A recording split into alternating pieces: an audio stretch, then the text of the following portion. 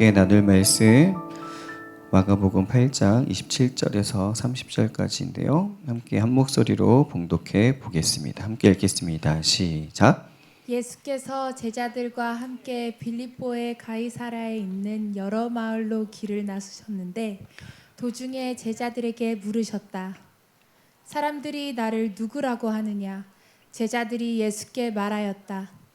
세례자 요한이라고 합니다. 엘리야라고 하는 사람들도 있고 또 예언자 가운데 한 분이라고 하는 사람들도 있습니다. 예수께서 그들에게 물으셨다. 그러면 너희는 나를 누구라고 하느냐? 베드로가 예수께 대답하였다.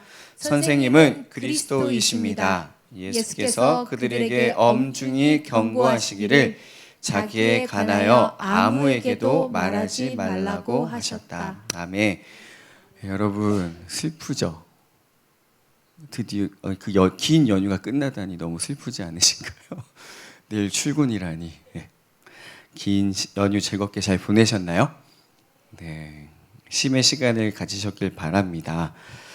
저는요,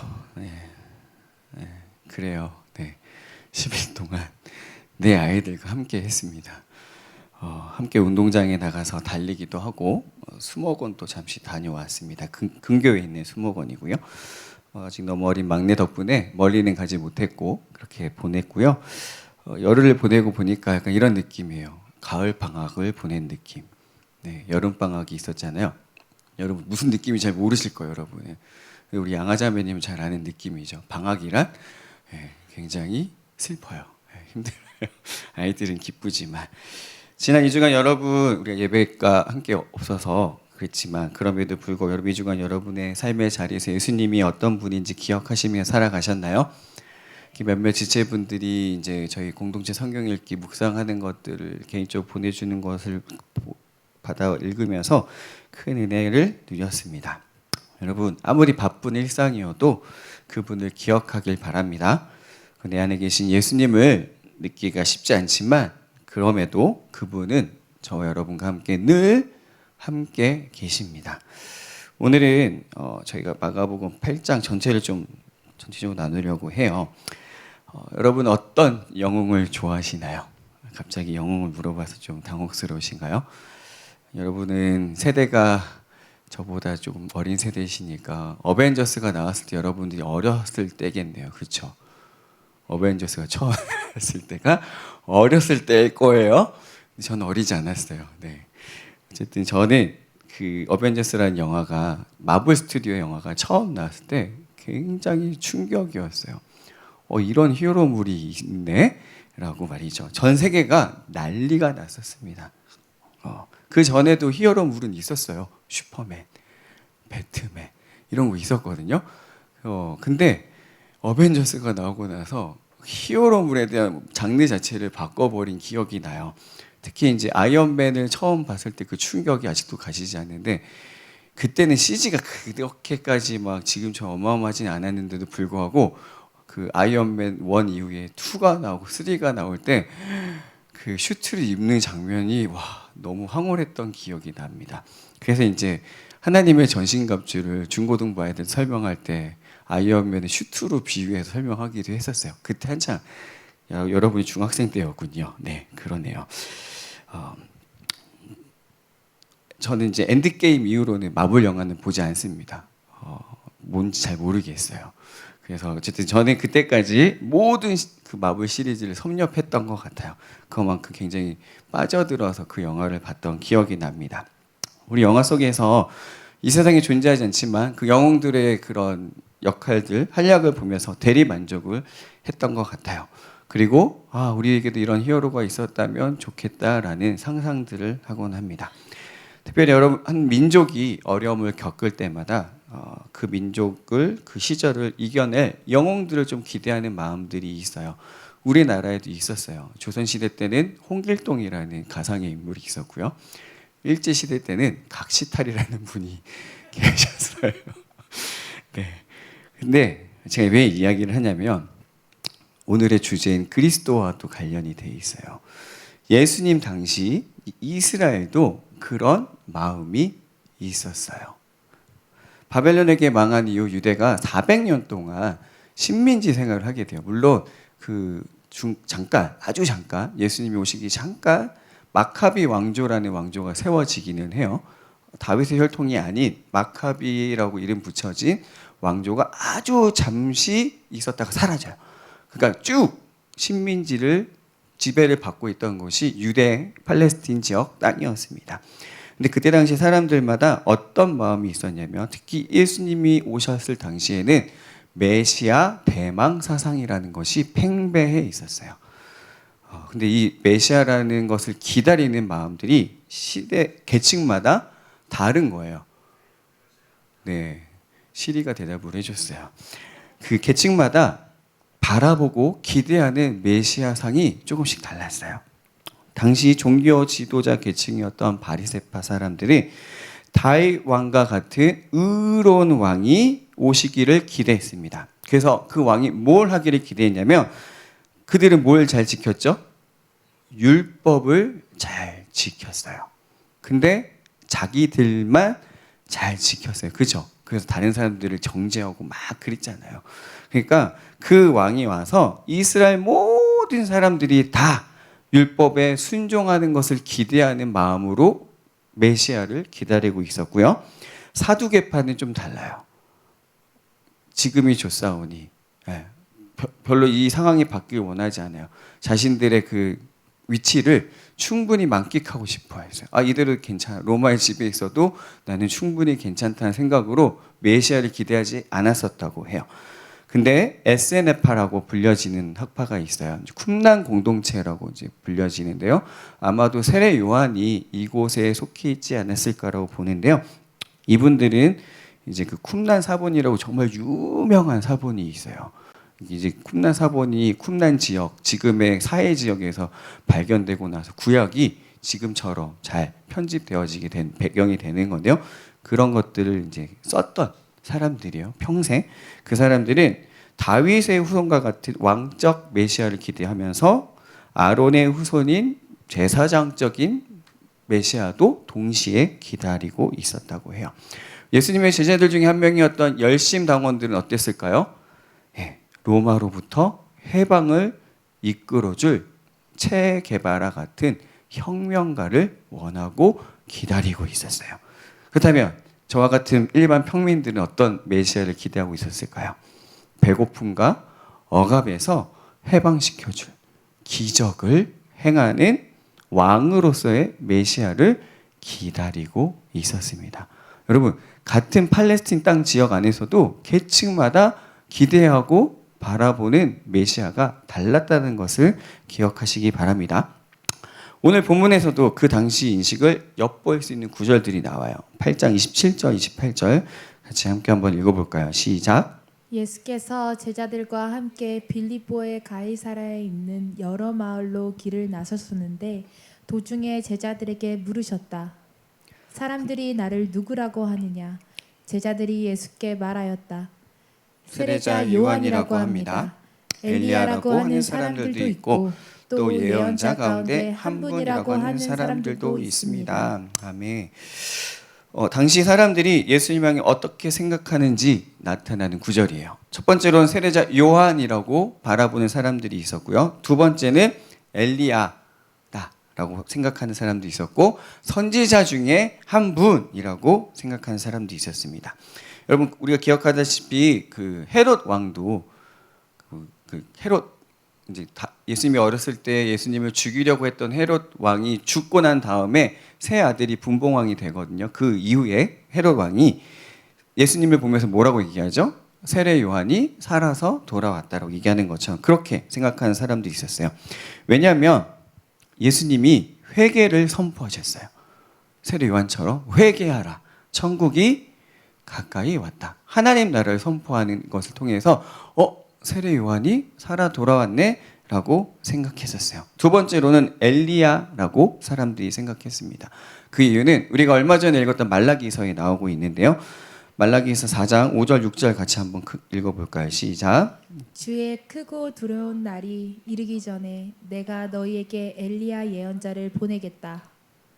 그가 아버지의 마음을 자녀에게로 자녀에게로 돌이키고 돌이키고 자녀의 마음을 아버지에게로 돌이킬 것이다. 돌이키지 아니하면 내가 가서 이 땅에 저주를 내리겠다. 아멘. 말라기서에 엘리야를 보내시겠다는 약속이 있었기 때문에 사람들은 엘리야가 올 것을 기다리고 있었는데 예수님이 그 엘리야가 아닐까 하고 생각하고 있었다는 거예요. 근데 우리는 이 엘리야가 누군지 잘 알고 있어요. 왜냐하면 예수님이 마태복음 17장 11절 13절에서 이렇게 말씀하세요. 우리가 얼마 전에 읽었던 공동체 성령읽기 본문인데 같이 한번 읽어볼까요? 시작. 예수께서 대답하셨다. 확실히 엘리야가 와서 모든 것을 회복시킬 것이다. 내가 너희에게 말한다. 엘리야는 이미 왔다. 그러나 사람들이 그를 알지 못하고 그를 함부로 대하였다. 인자도 이와 같이 그들에게 고난을 받을 것이다. 그제서야 비로소 제자들은 예수께서 세례자 요한을 두고 하신 말씀인 줄을 깨달았다. 예. 말라기서에 예언되었던 엘리야는 세례 요한이었어요. 근데 여러분 지금 사람들은 예수님을 뭐라고 생각하죠? 잘 알고 있어요? 모르고 있어요? 모르고 있어요. 세례 요한이라고 하기도 하고 엘리야라고도 얘기하고 선지자 중에 한 명. 왜 선지자 중에 한 명이라고 생각하냐면 말라기서가 쓰인 이후에 무려 400년 동안 400여 년 동안 하나님이 침묵하세요. 말씀하지 않으세요. 말씀을 들을 수가 없는 시간을 400년을 보내게 됩니다. 선지자를 통해서 말씀하지 않으셨거든요. 근데 예수님이 선포하기 시작하신 거예요. 하나님의 말씀을. 야, 하나님이 다시 말씀하시나 보다. 저 예수라는 사람을 통해서. 이렇게까지만 생각했다는 거예요. 즉, 앞서 얘기한 모든 사람들이 엘리야라고 하건 세례 요한이라고 하건 선지자 중에 한 명이라고 하건 예수님이 메시아라는 것을 알지 못하고 있다라는 거예요. 우리가 지금까지 마가복음을 여러분과 함께 나누면서 여러분 마가가 무엇을 이야기하고 있는지 여러분 알고 계시죠? 뭘 얘기하고 있죠? 네, 예수님이 누구신가? 예수님은 어떤 분인가를 계속해서 말씀해 주고 있어요. 그런 거를 나타내주기 위해 편집을 하는 거예요. 기적과 이적 행했던 것들. 그리고 가르침들을 중간중간 편집을 통해서 예수님이 바로 이런 분입니다 라는 것을 알려주고 있어요. 그러나 당시 누구도 예수님이 정확히 어떤 분인지 보는 사람이 없었다라는 거예요. 제자들조차 계속 의아해하잖아요. 야, 이분이 누군데 바람도 잠잠하고 파도도 잠잠해지지? 깨닫지 못하고 알지 못한 채 뭐라고 주로 불러요? 랍비여, 선생님이라고 부르고 있는 제자들을 보게 됩니다. 마가복음 8장에서는 당시 회중들의 영적 상태를 보여주는 장면이 나타나요. 이것도 마가가 일부러 이 사건을 이 8장에 기록해 놓은 건데 바로 벳세다에서의 눈먼 사람을 고쳐주는 장면입니다. 마가복음 8장 22절, 25절 같이 한번 읽어볼까요? 시작. 그리고 그들은 벳세다로 갔다. 사람들이 눈먼 사람 하나를 예수께 데려와서 손을 대 주시기를 간청하였다. 예수께서 그 눈먼 사람의 손을 붙드시고 마을 바깥으로 데리고 나가셔서 그 두 눈에 침을 뱉고 그에게 손을 얹으시고서 물으셨다. 무엇이 보이느냐? 그 사람이 쳐다보고 말하였다. 사람들이 보입니다. 나무 같은 것들이 걸어다니는 것 같습니다. 그때 예수께서 다시 그 사람의 두 눈에 손을 얹으셨다. 그 사람이 뚫어지듯이 바라보더니 시력을 회복하여 모든 것을 똑똑히 보게 되었다. 아멘. 여러분 되게 좀 특이한 장면이잖아요. 침을 뱉는 것도 좀 독특하시고 한 번에 안 고치시는 것도 굉장히 독특하게 나오는 장면입니다. 이거는 단순히 예수님이 능력이 없어서 한 번 더 해야 되겠다 이게 아니에요. 그때 당시 이스라엘 백성들의 상태가 영적인 상황들이 어떠한지를 보여주는 장면이에요. 한번 보여줬는데 제대로 봐요, 못 봐요? 제대로 보지 못하는 상태예요. 제자들도 마찬가지죠. 예수님을 잘 못 알아보고 있는 상태에 있습니다. 근데 한 번 더 그의 눈을 맑게 해주시는 장면을 통해서 이스라엘 백성들이 어떻게 정함을 받고 구원을 받고 예수님이 누구인지 알게 되는 것들을 이 장면을 통해서 보여주고 싶으셨던 거예요. 명확하게 보지 못하던 자가 다시 한번 예수님의 만지심으로 똑똑히 보게 된 이 장면은 뒤에 이어 나오는 베드로의 고백과도 연결되어 있어요. 베드로가 예수님이 누구인지 한번 고백은 해요. 근데 바로 자빠져요. 네. 그건 이따 좀 더 나눠보도록 하겠습니다. 여러분, 이렇게 예수님이 물었던 장소가 굉장히 독특한 곳이에요. 나를 누구라고 사람들이 생각하니? 라고 물었던 장소가 바로 가이사랴 빌립보라는 도시로 가셔서 물으셨어요. 저도 이곳을 갔다 왔어요. 자랑해야지 이런 거는. 이 도시는 당시 분봉왕이었던 헤롯 왕. 근데 여러분 기억해야 할 것이 헤롯 가문은 유대인이 아니에요. 유대인도 아닌 사람들이 유대인 지역에 분봉왕을 하고, 그러니까 분봉왕이라는 게 로마 황제가 그냥 명예직처럼 너 왕해 하고 세워준 자리인데, 이 헤롯 대왕의 아들이었던 빌립이라고 불리는 헤롯이 자신이 만든 도시예요. 근데 누굴 위해서 만든 도시냐? 뒤에 가이사랴라는 단어가 나오잖아요. 가이사랴 빌립보. 이게 카이사르거든요. 황제를 위해 빌립보라는 유대 분봉왕이 세운 도시입니다라는 이름인 거예요. 황제를 위해 세운 신도시예요. 그래서 그 안에는 어떤 것이 많았냐면 온갖 우상들과 신전이 가득했던 곳이에요. 황제를 위한 도시잖아요. 로마는 다신을 섬기는 민족이었죠. 그리스도는 비슷해요. 신들이 좀 겹치는 게 많이 있더라고요.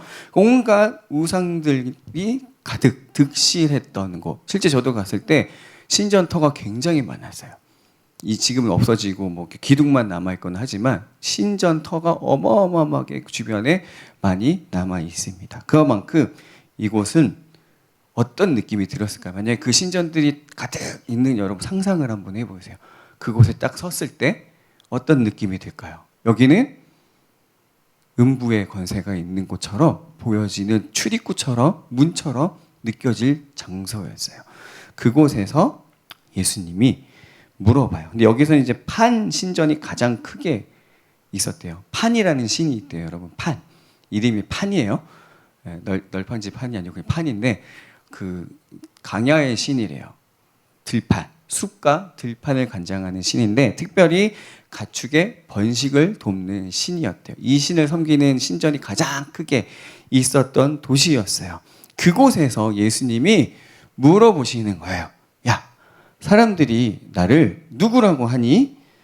라고 했을 때 사람들이 세례 요한이라고 하고요, 엘리야라고 하고 또 더러는 선지자 중에 한 명이라고 합니다. 그럼 너희는 나를 누구라고 생각하니? 라고 물어보시는 거예요. 우린 베드로의 대답을 잘 알고 있지만 여러분에게 질문할게요. 여러분은 예수님을 누구라고 생각하시나요? 지금 대답하지 않으셔도 돼요. 네.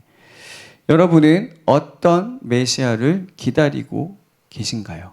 기다린다기보다 예수님이 어떤 분이셨으면 좋겠다고 생각하시나요?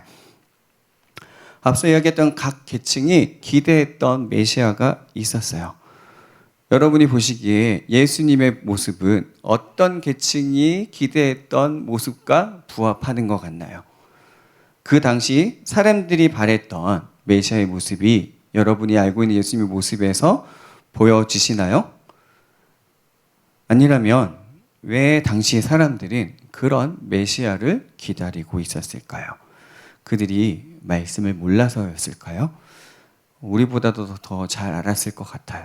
그럼에도 불구하고 그분들이 기다렸던 메시아가 우리가 알고 있는 예수님의 모습과는 전혀 다르다는 것을 알게 됩니다. 그렇다면 저 여러분이 메시아가 무엇인지 좀 정확하게 짚고 넘어가 봐야 될 것 같아요. 먼저 메시아의 의미에 대해서 좀 나눠볼게요. 여러분, 메시아라는 거는 히브리어예요. 메사이아라는 히브리어인데요. 이거를 헬라어로 번역을 할 때 크리스토스라고 번역을 합니다. 영어가 거기에서 이제 크라이스트라는 그리스도라는 단어가 여기서 파생되어지게 돼요. 즉 우리가 얘기하는 그리스도 메시아라는 것은 어떤 의미가 있냐면 사전적 의미 굉장히 간단해요. 기름 부음 받은 자라는 뜻입니다.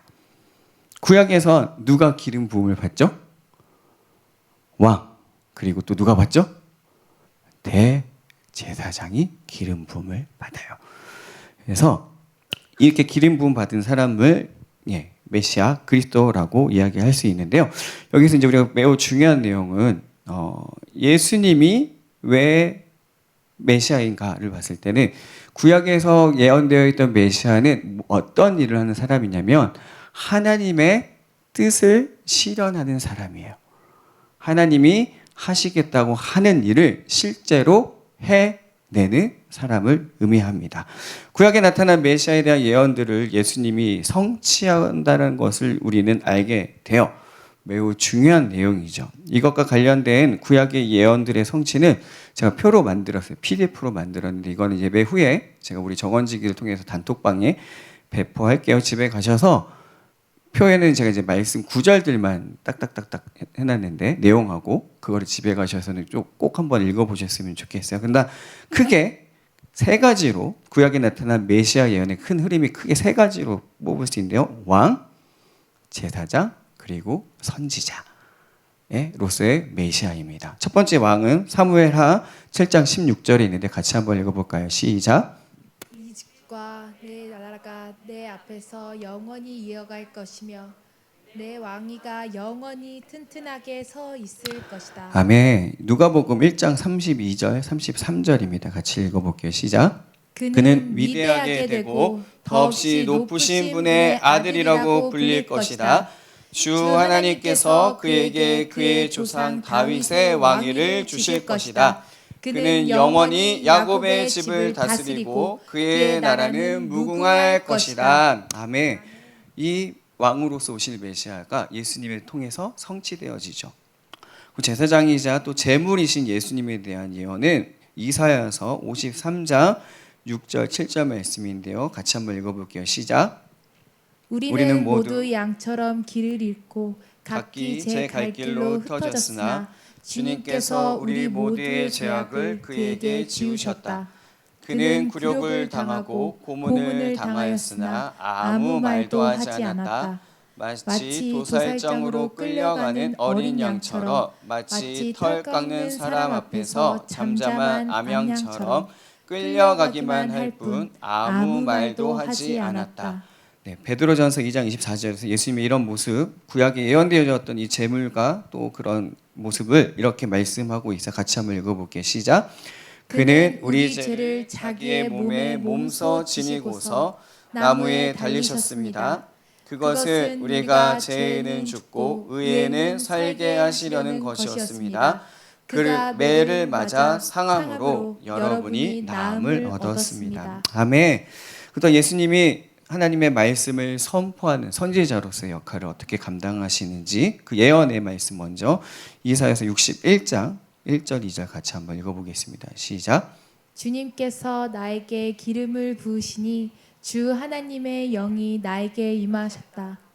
주님께서 나를 보내셔서 가난한 사람들에게 기쁜 소식을 전하고 상한 마음을 싸매어 주고 포로에게 자유를 선포하고 갇힌 사람에게 석방을 선언하고 주님의 은혜의 해와 우리 하나님의 보복의 날을 선언하고 모든 슬퍼하는 사람을 위로하게 하셨다. 아멘. 이사 61장은 전체가 다 메시아 앞으로 오실 왕에 대한 말씀이에요. 그래서 아이자야 61 이런 찬양팀이 여기 말씀 좋은 말씀 다 갖다가 이제 한 건데요. 어쨌든 예수님의 메시아의 예언은 크게 이 세 가지 흐름으로 볼 수 있어요.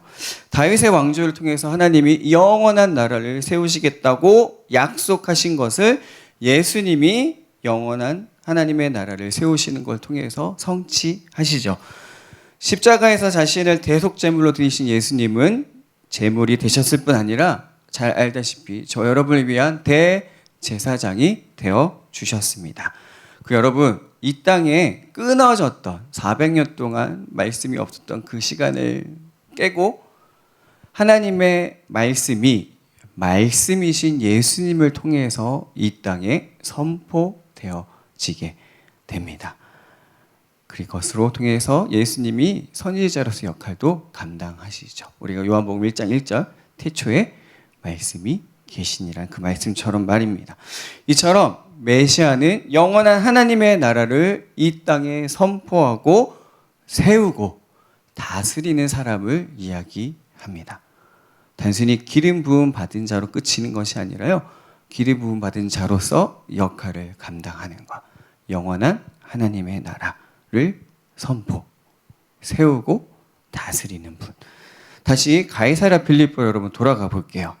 예수님이 묻습니다. 너희는 나를 누구라고 생각하니? 그때 베드로의 대답을 한번 같이 읽어볼까요? 8장 29절 하반절 30절 같이 한번 읽어보겠습니다. 시작.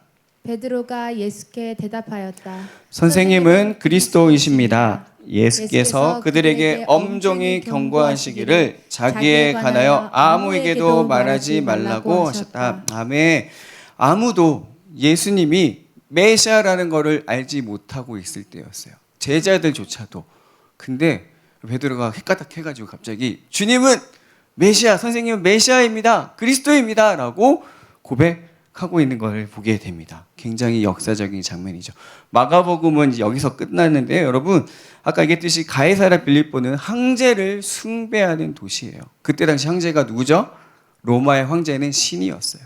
절대 권력자였고 신과 같은 존재였어요. 그를 신이라고 외치고 선포하는 그 도시 앞에서 너희는 나를 누구라고 생각하니라고 했을 때 주님은 그리스도이십니다.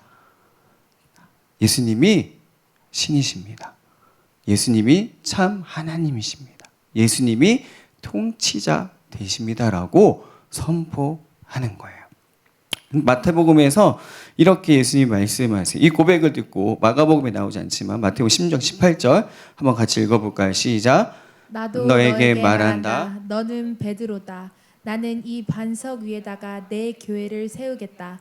죽음의 문들이 그것을 이기지 못할 것이다. 아멘. 여러분 베드로의 고백 위에 교회를 세우시겠다고 하셨어요. 지금 로마 교황청은 그 베드로 무덤이 그 아래에 있어 이 말씀을 가져다 그런 의미가 아니고요. 이 고백, 내가 누구인지를 알아서 고백하는 그 고백 위에 교회를 세우는데 아까 가이사랴 빌립보 다시 상상해 보세요. 온갖 우상을 섬기는 신전들이 가득한 그 도시, 음부의 권세가 득실거리고 있는 것 같은 그곳을 향해서 예수님이 뭐라고 말씀하세요? 음부의 권세, 죽음의 문들이 이기지 못할 거야. 교회는 음부의 권세가 어떻게 할 수 있는 곳이 아니야 라고 선포하고 있는 거예요.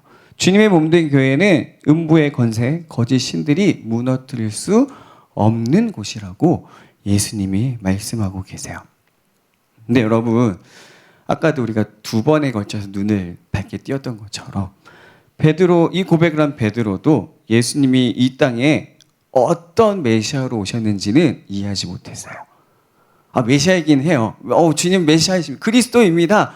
라고 했는데 예수님이 이렇게 얘기하세요. 내가 메시아로서 앞으로 이 일을 할 거야 라고 알려주세요. 나는 이 일을 하려고 왔어 라고 알려주시는데 같이 한번 읽어볼게요. 8장 31절 32절 시작. 그리고 예수께서는 인자가 반드시 많은 고난을 받고 장로들과 대제사장과 율법학자들에게 배척을 받아 죽임을 당하고 나서 사흘 후에 살아나야 한다는 것을 그들에게 가르치기 시작하셨다. 예수께서 드러내놓고 이 말씀을 하시니 베드로가 예수를 박싹 잡아당기고 그에게 항의하였다. 예수님이 나는 메시아 맞아.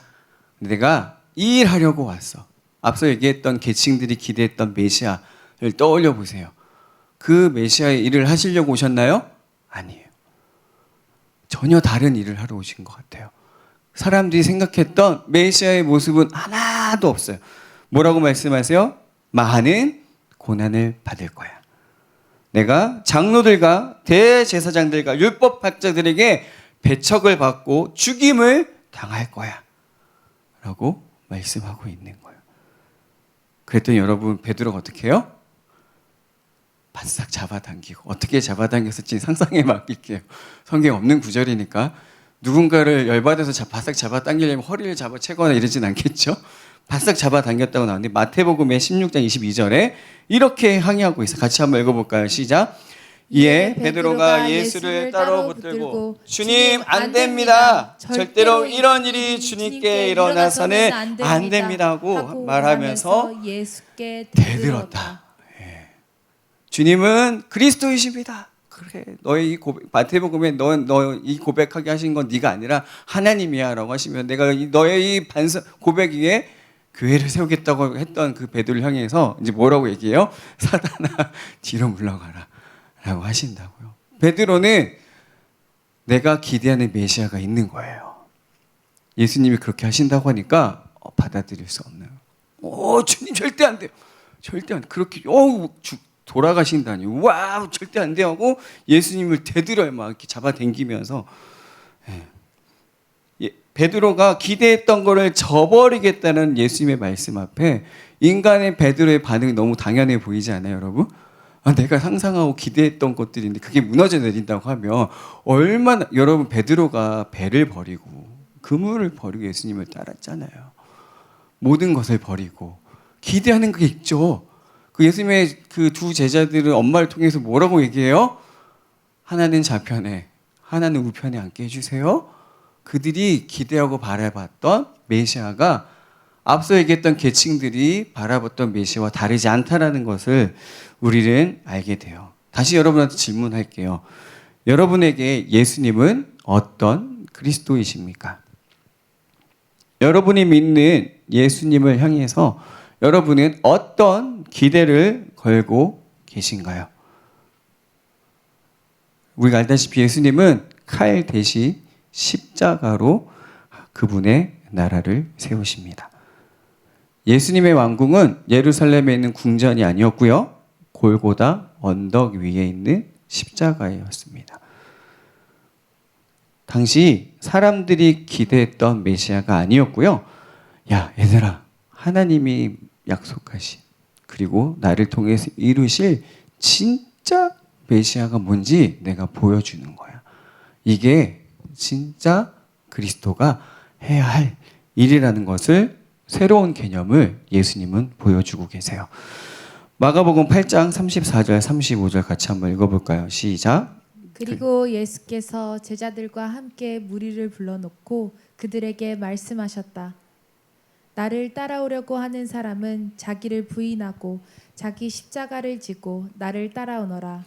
누구든지 제 목숨을 구하고자 하는 사람은 잃을 것이요 누구든지 나와 복음을 위하여 제 목숨을 잃는 사람은 구할 것이다.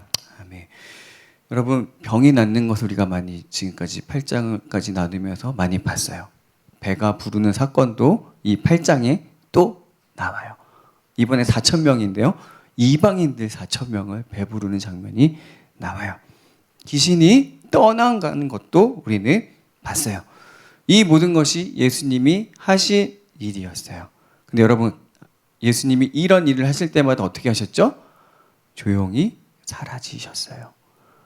사람들이 예수님을 왕으로 세우려고 했거든요.